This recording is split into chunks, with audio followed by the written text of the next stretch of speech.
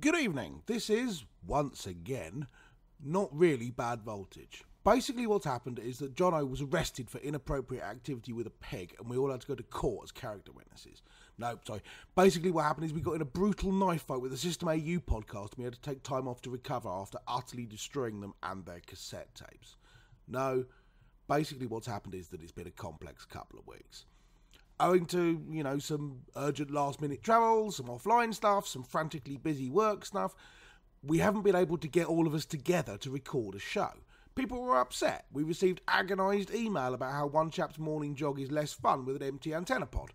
The Unicode Consortium have added an irritable Bad Voltage listener emoji. Still, we wanted to have something for you to listen to, so we asked for questions you'd like to hear answered, and then we've each taken a few of them and attempted to give you answers, some of which are models of lucidity, and some of which are like a supersized Jimmy Dean sausage in that they're too long and difficult to get your head around.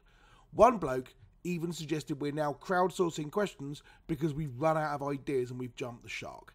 He's not allowed to listen to this. For everyone else, and it feels weird me saying this, and now, a slightly weird Bad Voltage. From there, I suppose I'll just jump right into it. And the first question we had was from Rob Reynolds, who asked, do podcasts jump the shark by crowdsourcing their content when they run out of ideas? Discuss.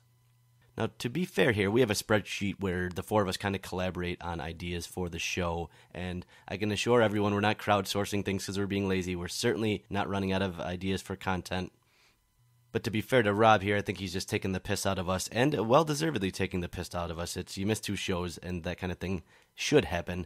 That's what we expect out of our listeners, so we do appreciate it. And like I said, this really just came down to a logistics thing.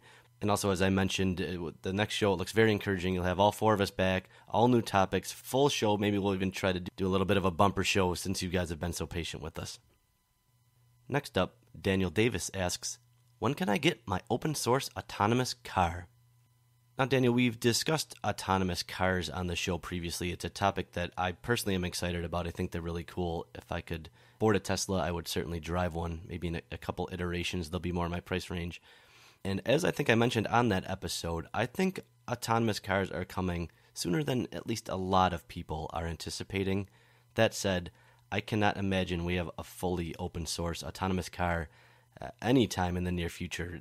Realistically, probably any time in my lifetime. I know that is unfortunate. It is certainly something I'd like to see, and if one was available, certainly something that I would be interested, but I wouldn't hold your breath, Daniel. Next we have Anshish Kansara, who commented, good voltage. What does bad voltage even mean? Now that is a good question, and I'm not sure if it's one that we've actually gone through on any of the episodes. Kind of initially when we had the idea to do this podcast, I do remember we had a hangout, I believe it was, because I looked through my emails, and the very first email I have about the show, it was already called Bad Voltage. So I know we did a couple planning hangouts before that. I honestly do not remember the genesis of the Bad Voltage name. And unfortunately, I don't even specifically remember what other names we were tossing around. I do remember that there were a few. I noticed that Ack was online as I was recording this. I pinged him. He also doesn't remember. So it's possible that either Jono or Brian has some kind of recollection of what the exact genesis of Bad Voltage was. I'm pretty sure it wasn't a Run DMC reference, but it is, I'm guessing, not bad meaning bad, but bad meaning good. But given the show, to be fair, honestly, it could be either. And unfortunately, I do not remember which one of us came up with the name, and neither did Ack, so I'm not sure if you like the name or not. I'm not sure who you should assign blame and or give kudos to. Next up was a response from Twitter by the username Rue, who said simply, Google and Oracle, ? So given the lack of context, I'm not entirely sure what they were asking, but I'm going to go out on a limb and guess it was about the recent litigation. I don't think anyone in the industry really, I guess sans Oracle, really wants APIs to be copyrightable. I think a lot of people were surprised when the initial ruling was overruled that it came down that they were copyrightable. I think there was kind of some collective relief in the industry when the fair use ruling came through. It's kind of difficult to give my full opinion on the topic because that's a pretty long discussion, and we didn't want these segments to be too long here for this particular show. If this is a topic that listeners do want to hear us do a full segment on, please let us know, and I think it would be interesting enough. And I think one aspect of Oracle winning the case would certainly have been, and I don't want to sound like a lawyer here, but kind of a cascade of liability that would have went really far. So just to avoid that, I think the ruling was good in that regard. But whether you hear more on the topic or not, I will leave to the listeners. And the next question also came from Twitter, this time from the username Technical Ra, and it was, thoughts on the new Top Gear? So I should preface this really, I think, with two things. The first being, I am a giant fan of Top Gear and have been for a very long time. And B, Top Gear was specifically mentioned by name when we were planning Bad Voltage. It's a show that I think strikes a very good balance between being educational, being entertaining, being funny, and they really do it in a way that they keep it fresh and interesting. And like I said, it was really a show we had in mind as kind of a model for what we wanted Bad Voltage to be. So that said, the show is kind of near and dear to my heart, so I was interested to see how the new show would come off. I would say, and I didn't watch the whole first episode, but I did see quite a bit of bits and pieces. Chris Evans yells a little bit too much for my personal tastes, and it really came across to me that he was just trying a little bit too hard to be Jeremy Clarkson. I think it really would have behooved him and the show to really distance himself from the old show and be their own thing and try to make that great, because I think the three previous presenters really knocked it out of the park and they had a great thing going. So to come out of the gate, number one, and try to be that was a monumental undertaking and really setting themselves up for failure. Matt wasn't as bad as I anticipated, but part of what I personally liked about the show was that it was uniquely British, and he obviously very much isn't. So it's possible that he'll be kind of a surprise bright spot for the show, but I guess that remains to be seen. I guess overall, I think the show came off as far too scripted, and I think it's pretty clear right now that the hosts have very little rapport, very little chemistry, and it just doesn't flow nearly in the way that the old show did. Now that said, if you go back and listen to Bad Voltage episode 1 or 2, or any of the beginning ones really, co-hosts having that rapport and having that chemistry is a very difficult thing, something the old cast got to work on for a very long time. So we'll see whether the new cast is able to pull that off. I know I've seen a bunch of comments calling the new show Flop Gear. I don't know that I'm quite willing to go that far yet. I hope they can salvage something, because as I mentioned, it's a show I really like, but I guess that remains to be seen. And the last question that was aimed at me was from No Pot of Gold, and that is, when will it be the year of the Linux desktop? So I know kind of the year, quote-unquote, year of the Linux desktop has been a running joke for basically all of the years of Linux. Since the very beginning, we've seen pundits saying, this is the year of the Linux desktop, this is the year of the Linux desktop. 10 years later, saying the same thing, typically different analysts saying it. In a couple of cases, the same analyst saying it.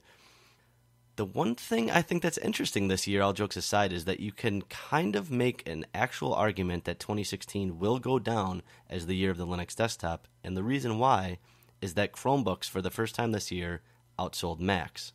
And because of that, I think there's a genuine argument to be made that this kind of is the year of the Linux desktop. And I know a lot of people are going to say, well, it's not really Linux, it's Chrome OS. But Chrome OS is very much based on Linux, and I think almost has to be considered a Linux distribution. I know some people, when they said year of the Linux desktop, this isn't what they imagined or how they imagined winning, but I don't know that if that's either here nor there at this point.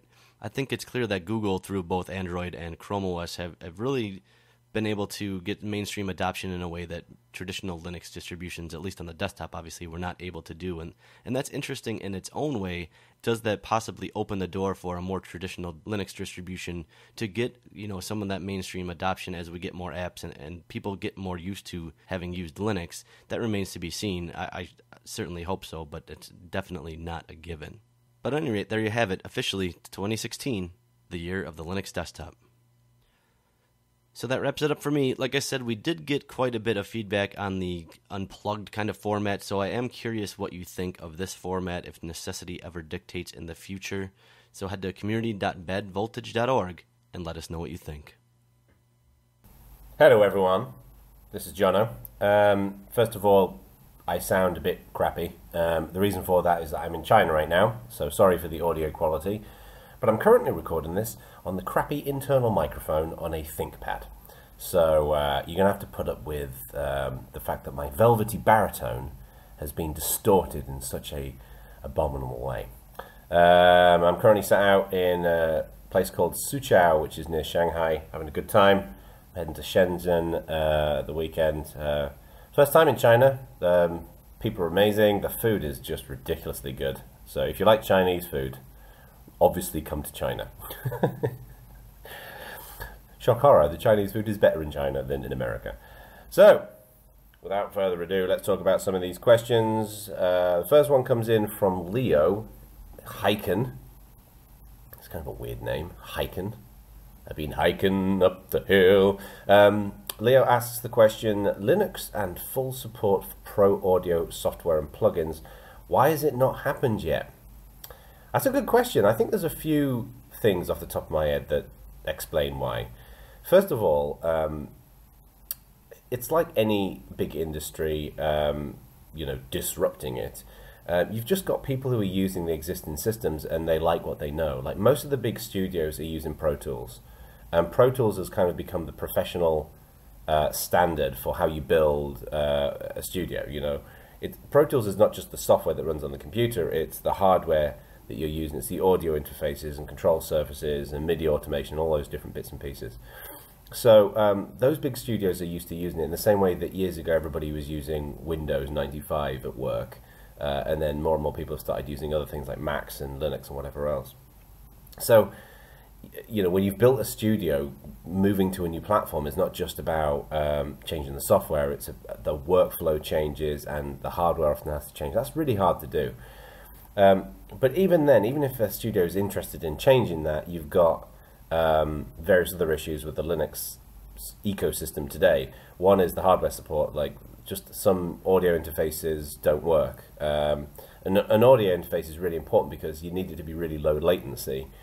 So if you have Linux support that's kind of hacked together by someone in their spare time, you might not have as high performing latency. I'm not sure if that's even a term. But audio interfaces, things like control surfaces, like I remember using the Tascam control surfaces in my studio and they didn't work in Linux when I started using them. And then things like MIDI automation and other elements of hardware. And because you've got things like Pro Tools or Cubase, a lot of the plugins and the instruments, the VST plugins and the instruments is just one example, they're DAW specific, so they're dependent on Pro Tools or Cubase or a limited subset of DAWs, digital audio workstations, and in many cases they're audio specific, OS specific as well. So I think that's part of the reason why. And then of course, if you change to anything, it's kind of new and weird. So if someone moves over to Ardor, like Ardor is a fantastic DAW, and I've mentioned many times on Bad Voltage how much I love the guy who runs it. I think he's brilliant, Paul Davis, and he works tirelessly to build a great open source DAW. But learning that is new and different, and for a lot of studios they just don't have a lot of downtime. And of course it's not just learning the DAW, it's also learning Linux as well, and it's Jack and configuring all of that stuff. And it's non-trivial for a lot of this stuff. Like configuring Jack, I mean, I've been using Linux for years, and I'm pretty familiar with the audio subsystem in Linux, and it's confusing to me. And if it's confusing to me, the average studio, op is gonna be confused by that. So I think that's why. I wish it wasn't the case. I wish we had a DAW that everybody uses and it's all Linux based. And I think we may get there one day, but the problem is that whole world is it's becoming harder, I think, for something like Ardor because more and more people are depending on virtual instruments and plugins. When I record music today, the drums are using a virtual plugin. In some cases, I've used virtual amps, virtual basses, all kinds of stuff. So it's difficult. All right, that was a long and rambly question. I'm going to get shit from the rest of the guys on the team. Oh, that was my coffee. About rambling on for too long. Let's talk about the next question. Sip of coffee from Sarah Narayan, who is a friend and a compadre, Fruity, the Fruitster. Hello, Sarah. Hope you're doing okay. We haven't caught up for a long time. We should have a chat. Sarah asks, should I move into community management, or has the whole area fallen to bits? And is there such a thing as too much cheese? Well, let's deal with the most important part of that question. Is there too much cheese? There is never too much cheese. You can always have more cheese. I love cheese. Love cheese. I've got into brie recently. Well, I say recently, the last year or so. When I first moved over to America, my wife said, you should eat fish and you should eat cheese and other things, other exotic things. And it was all weird to me because I'm English. And I tried these things more and more, and brie was like, I'm never going to be into brie. Brie is ridiculous.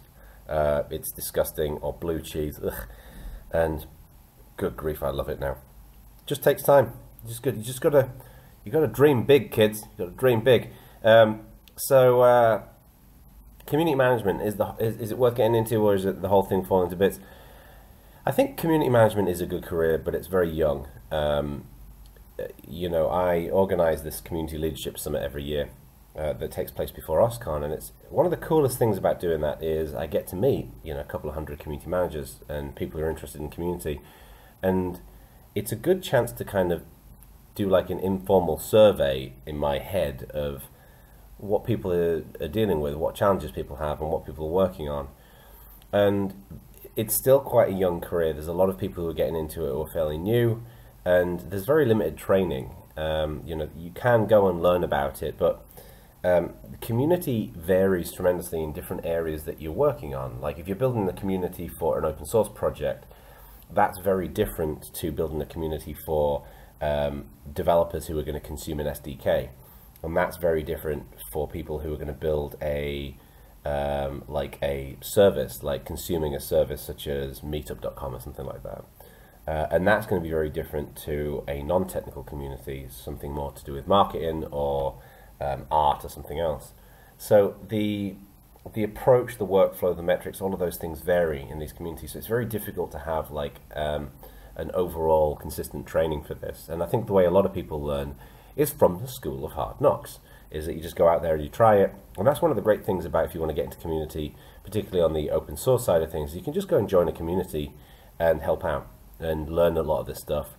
And the great thing about the School of Hard Knocks is that in every single knock there is something to learn. Like, you know, I'm a big believer that failure is a great opportunity to do better.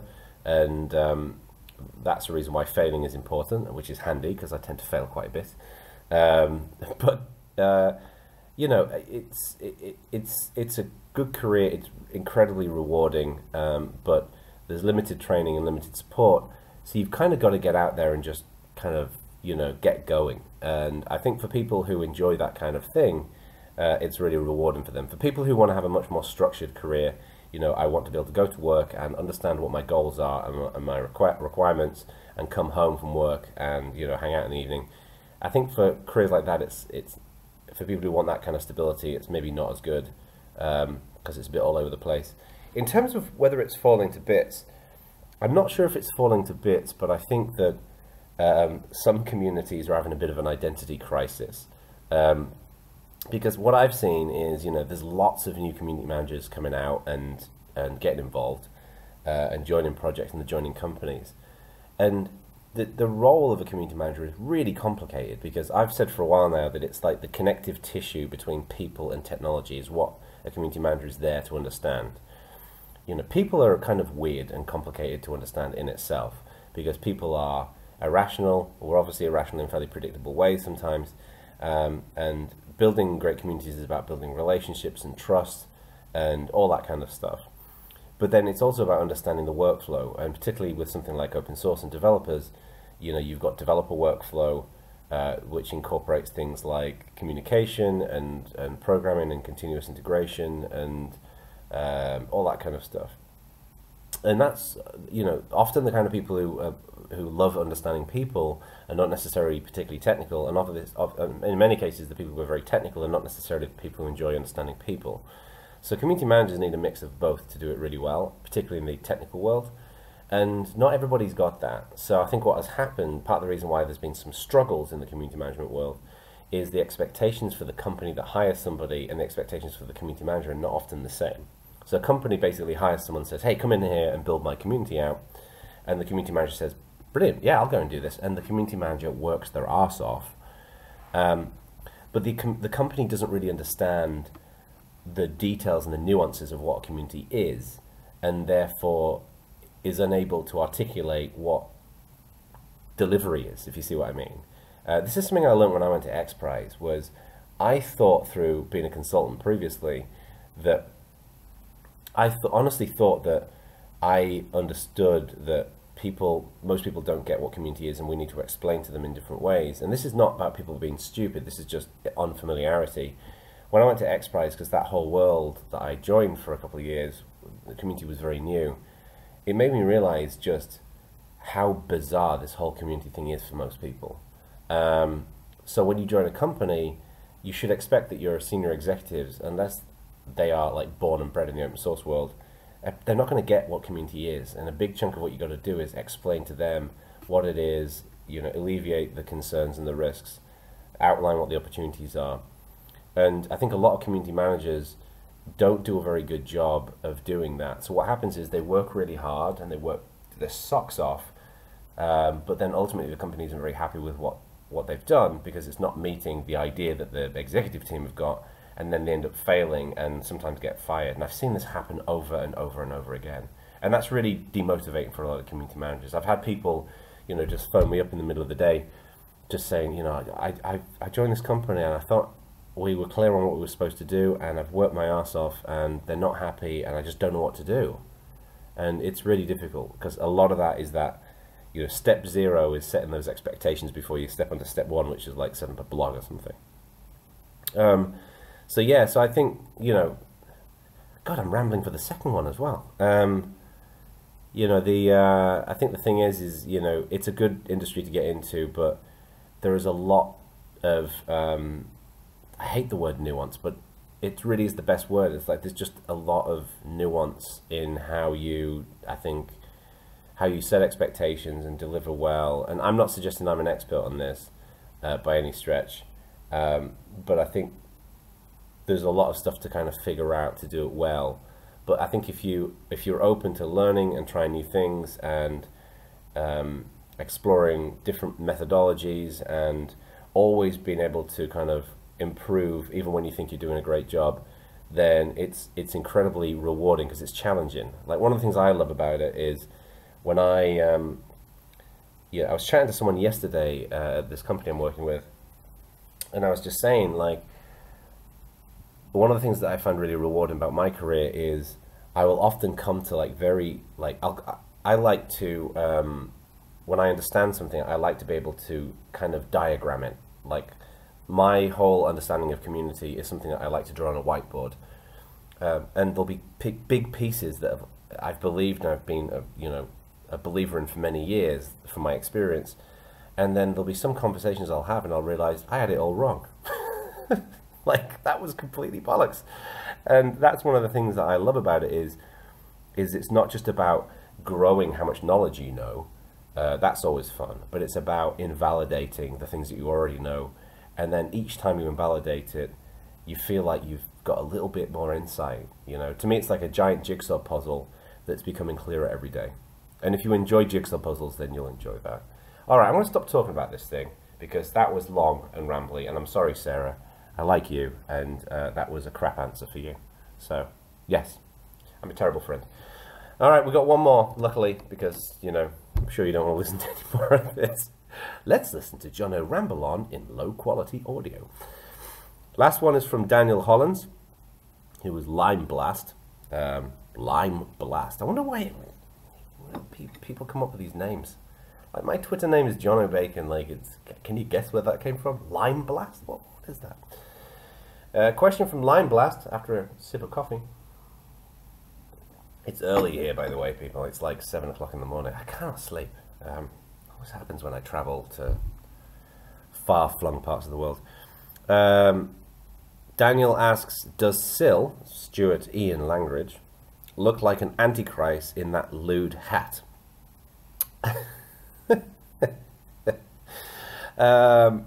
I don't even know where to begin here. First of all, I have a love-hate relationship with his hat choices. He has some hats that are very cool. Like, we've been out.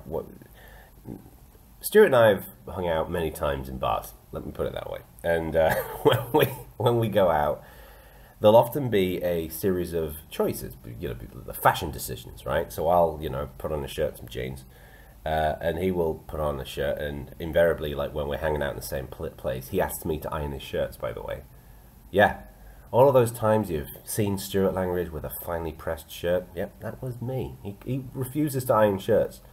Can you do this as well? He's just a lazy bastard, basically.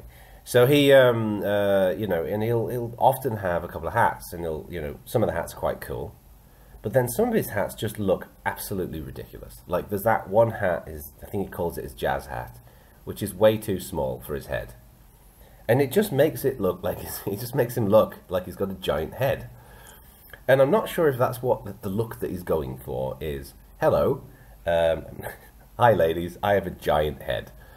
Because it's all relative to the size of the hat. So I think if he has a hat that kind of that fits his head, that's always a good thing. I think he looks very cool in the hat. That's one of the things. I was a little bit disappointed because the first time I saw him wearing a hat, I relentlessly mocked him. And then about an hour in, I was like, actually, to be fair, he looks actually quite cool in that hat. Does he look like an antichrist? Well, I don't know. I mean, this I'm assured that this is a reference to a line from The Alchemist by Ben Jonson, which I think is a book. I don't read books. Well, I don't read fiction books. I'm not sure I'd say that he is an antichrist from wearing a stupid hat. I think he just looks like a stupid ginger. So, I'm not sure what else to say, really. But he's a wonderful guy, and he's my best pal, and he will continue to be my best pal, despite the fact that he wears ridiculous things on his head. It's only a matter of time before he gets a diamond earring in his ear, and then life will be complete. All right, I'm going to wrap this up because, first of all, I'm bored of the sound of my own voice. It's way more fun doing Bad Voltage. We're talking to the other guys, but part of the reason why we had to do this interesting format this week is because I'm in China and I can't connect to half of the internet. So, it's very difficult to do a show on a Google Hangout when you can't connect to a Google Hangout very well. And yes, you can use a VPN or something like that, but it's bloody slow. So I'm sorry. This is my fault. All right, everybody. This is Bacon signing out from China, and I will see you soon. Bye-bye. I'm going to attempt to do this in all one take. I don't know how many of you know this about me, but I hate doing solo things, or I hate doing things by myself. I'm not really sure which it is. So when I sit down and record a podcast, like Bad Voltage or any of the other stupid podcasts I've done, I have no problem with it. I don't have to think about it ahead of time. I don't plan ahead of time. I don't do any sort of prep work whatsoever, which all of my co-hosts are absolutely delighted with. And I have no problem with it. I can dive in, we have a good time, come out, boom, done. I can get up in front of a room of 1,000 people. I can stand in front of everyone. Maybe I'll sweat a little bit, but honestly, I'm feeling pretty comfortable. I don't really need to prepare all that much. I can just dive in, have a great time. You stick me in a small room, like right now I'm sitting in a room, and it's just me. Now, I know I'm recording something that will be listened to by a couple thousand people, right? I can't think of that. All I'm thinking of is I'm alone in this room right now. And the problem with that is I know that I can hit the stop button on my recording anytime I want to and start all the way over.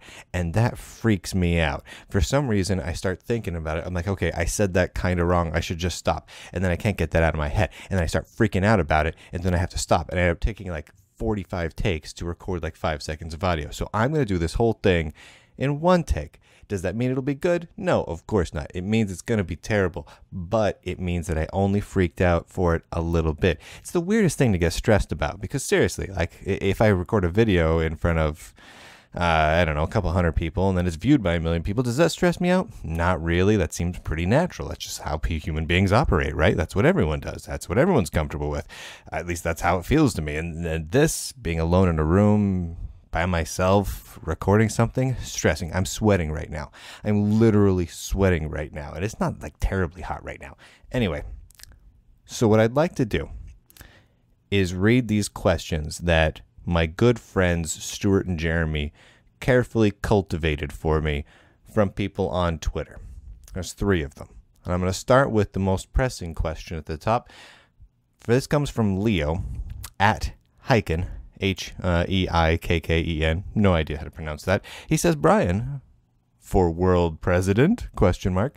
That is a great question. That is an absolutely great question. I'm not really sure if he's saying, should Brian be nominated for world president, or have you guys ever considered such a crazy idea as Brian for world president? I'm not really sure what kind of stance he's taken, because he just says Brian for world president. But I like the idea an awful lot. It has a lot going for it, except for one serious problem is I'm incredibly lazy. I feel like if you're the world president, you have a lot that you have to get accomplished, even if like you're a bad world president, even if like you're like full on Hitlery and you're just like a real dick cheese, right? You have a ton of stuff to do, like all the time. There's going to be paperwork to sign. I hate paperwork. There's going to be busy work galore. I hate busy work. There's probably going to be like managerial type meetings where you're going to have to like, I don't know, deal with the people that you hired to be in your cabinet. This all sounds awful. I'm just not up for it. When we do like shows on Bad Voltage and we do poetry competitions, I literally just write 3 lines that aren't even a poem, because that's the amount of energy I can put into things. So probably not for world president, but I would like to be elected to be world president and then immediately resign my position so that I can say I was world president. I was former world president Brian Lunduke. Now that I'm thinking about it, I pulled my microphone out there. That was weird. Now that I'm thinking about it, what if I just resigned? What if I just say right now I am the president of the world right now? It is June 1st at 2100 hours. Actually, 2100 hours, 21 minutes. That's totally awesome. At this exact moment on June 1st, Pacific time, 2121, I hereby resign my presidency of the world. Now, from here on out, I can simply be former world president Brian Lunduke. Broken Canoe, at Broken Canoe, says, what the heck happened at OwnCloud to cause so many to quit, with comments about moral issues being raised? Very odd. This is such a timely question. So everyone's probably been aware of all the goings on at OwnCloud. One of the founders of OwnCloud, the founder of OwnCloud, quit. A bunch of OwnCloud developers quit, and then they went real quiet. They weren't saying anything. Well, it turns out I actually know everything that's going on right now. But I can't tell you. So I'm trying to think. Okay, so today is June 1st. It is being recorded right now. I'm recording this before the announcements happen, but in the morning, announcements are happening, so I think I can say this.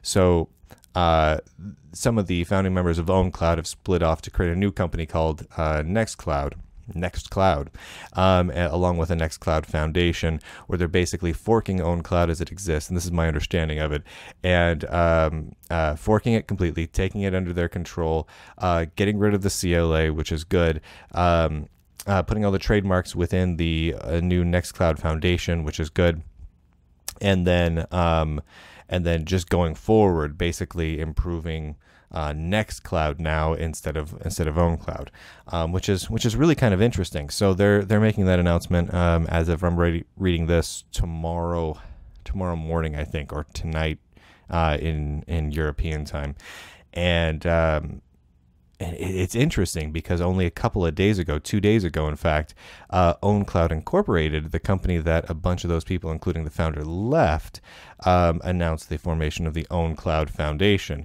And the press release that came out of that really kind of read like it was kind of hastily put together. So clearly someone at OwnCloud Incorporated knew what was coming.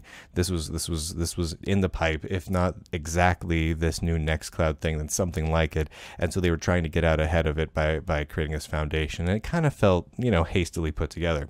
So I actually have a lot of questions about this myself. I think it's a great move, to be honest with you, by the OwnCloud founders to go off and create Nextcloud and kind of organize things a little bit better and kind of help this project, which I'm a really big fan of, to really succeed. So tomorrow, as of the time of recording this, tomorrow morning, so probably it already happened for you if you're listening to this, I'm going to be doing a video interview with, or not really an interview, but like a video discussion that I'm moderating with Frank Karlichek and Jos Portlevid. Frank is the founder of OwnCloud, and he's going over and founding this Nextcloud. And I'm really interested to hear what they say. I've got a lot of questions for them about how this all came to be, what exactly happened, where are they going in the future, all these sorts of things. very, very interesting. I'll find out about that tomorrow. I don't know if we'll talk about that on the next Bad Voltage or not, but seeing as it's kind of interesting news, the next official Bad Voltage where all of us are actually together, we'll probably bring it up. Maybe we can even have the guys on or something. Who knows? Anyway, or you can go over to my Google Plus page or my Twitter feed, and I'll probably have a link to the video where I talked with them in it, and you can kind of see what they think straight from the horse's mouth. All right. One more. I tell you, I have the hardest time with solo videos. Have I talked about that yet, where I just record things by myself? It really stresses me the F out. And I'm just sitting in here. There's no pressure. Literally, I could hit the pause button. I'm recording this on Audacity right now, and there is, just to the left of the play button, a pause button. I could hit pause and then keep going again. In fact, for all you know, I just did that. I didn't, though, because I'm doing this all in one take, and I've been talking for 8.5 minutes now, and it's freaking me out, and I'm kind of forgetting to breathe a little bit. Seriously, it's the weirdest thing. Up in front of people, totally at ease, simple, by myself, nice and quiet, freaks me out. It's weird. I'm a weird person. No Pot of Gold, at No Pot of Gold on Twitter asks, and when will it be the year of the Linux desktop? Dude, I don't know if you're trolling me or whatnot. It's been the year of the Linux desktop for a friggin' long time. That's a really friggin' stupid question. It's not a stupid question. It's totally a stupid question. I have mixed feelings about this. See, this is why I like doing a show with multiple other people, because then I can sit back and let someone, like let's say Jeremy or Stuart, come along and make some sort of a reasonable thing about, well, I think the Linux desktop, may be coming, and depends on how you define it and all that. And then I can chime in with what half of us are thinking and say, that's a friggin' stupid question. And then we can debate about it, how it's not a stupid question. And in the end, we can all have a cathartic venting session about it. But I'm by myself, so I can't do that, which makes it a whole lot harder. So there you go. This is the end of the Brian Lunduke section of this episode of Bad Voltage. And I was thinking, how do you end such an important thing? What do, right? So I went online and I Google searched for stupid jokes. And I found 5 of them. And they're all 5 I've heard before, but they're great ones. They're great stupid jokes. And I'm going to read them all to you right now. Here's what I'm going to do, though. I'm going to try and read all of them without laughing. Now, these aren't terribly great jokes. These are very stupid jokes.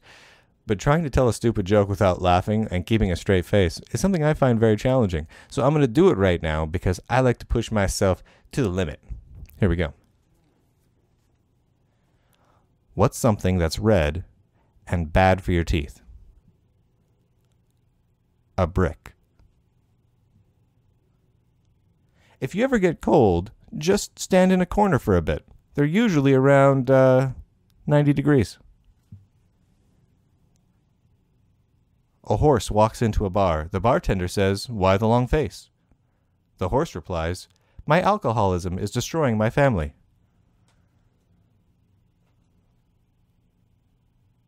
Why can't you hear a pterodactyl going to the bathroom? Because the P is silent. I almost lost it on that one, but I didn't. I want everyone to know that my facial muscles twitched a little bit. I did not laugh. Because I'm like iron that way. Final joke. What's blue and smells like red paint? Blue paint. Fuck, I nailed that. Fucking nailed it. So, I, by the grace of God, have been given 3 questions to answer. And, starting with the first one, Technical Ra asks for thoughts on the new Top Gear episode and on Brexit. I have to confess, I haven't actually watched Top Gear, the new thing. However, I have spoken to a whole bunch of people who have watched it, and everybody hated it. And from discussions with people, it turns out that, as far as I can tell, what they've done is they've tried to just exactly redo Top Gear as it previously stood. The same vibe, the same approach, the same way they do everything, but just with different people, which is moronic on a scale difficult to express in words. They're obviously gonna screw it up if they do that. It's just not gonna be the same. And somewhere, Clarkson, a man who does not need to be any more smug, is laughing smugly at the fact that they've screwed it up. So, that was idiotic. Don't do that. On the Brexit point, Remain. That's my thoughts on it. Alan Barr asks, tabs or spaces? This is a developer question for those of you out there who are not developers. The idea here is if you're indenting a line of code while you're writing code, do you do it with a tab character or with 4 spaces? And to be honest with you, the truth as I see it here was written down by Jamie Zawinski, a bloke who I don't always agree with by any means, but on this particular point he got it stone cold dead right 16 years ago. You don't put tab characters in files. It's a terrible idea. Don't do it ever. Spaces go in files. There's a question about what happens when you press the tab key on your keyboard, what exactly that should do, but that's an editor configuration issue. Basically, make sure there are no tab characters in your files, and then everybody's happy. If you look at jwz.org/doc/tabs-versus-spaces.html, then you can read his view in a lot more detail, and I basically agree with every single moment of it. Finally, No Pot of Gold asks for a review of Brave New World by Aldous Huxley, which is, in my opinion, to the genre of dystopic novels what a hidden razor blade is to a box of Ferrero Rocher. I'm not a big fan of Brave New World, if I'm honest. It's easy and obvious to draw parallels in between a drug-addled society and what we're looking at today, and to observe that they've got a world where the only person with any culture is paradoxically the savage who is declared by society not to have any, and so on. But the book does quite a good job of chronicling John's growing understanding, I think, of what the state actually is, what it actually represents. The problem with it is there's no actual upside to reading about this. All you can do is just look at it and then say, okay, as he learns more about it, he gets more and more disillusioned and more bitter and more sad and depressed about it, and all you can do is commit suicide, and that's precisely what he does. Spoiler alert for people who haven't read a book which came out in the 1920s. This is a slightly bizarre request, I have to say, No Pot of Gold. I am now slightly worried that I've started to do someone's English homework for them, and hopefully that's not the case. But if you haven't read Brave New World, you should go out and do it. I just think 1984 is a better book. Right, next set of questions.